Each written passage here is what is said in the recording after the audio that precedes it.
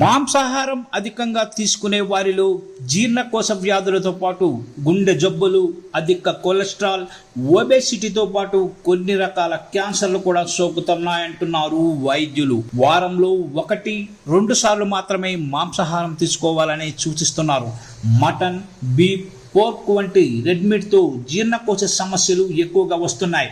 Red meat తినే వారిలో జీర్ణం కావడానికి అధిక సమయం పట్టడంతో పాటు పేగుపై ఒత్తిడి పెరుగుతోంది. నిల్వ ఆహారం తినడం వలన కడుపు ఉబ్బరం, వాంతులు, విరేచనాలు అయ్యే అవకాశం ఉంది. రంగు, రుచి కోసం మాంసాహారంలో కొన్ని రకాల రంగులు వాడుతుంటారు. వాటి కారణంగా క్యాన్సర్లు పెరుగుతున్నాయి. సమయ పాలన లేకుండా జంక్ ఫుడ్స్ తీసుకోవడం వల్ల జీర్ణకోశ సమస్యలతో పాటు క్యాన్సర్లకు దారితీస్తున్నాయి. మధ్యాహ్నం 3 గంటలకు, రాత్రి 12 గంటలకు ఆహారం తీసుకోవడం మంచిది కాదు. ఆహారం తీసుకోవడంలో సమయ పాలన పాటించాలని చెబుతున్నారు వైద్యులు.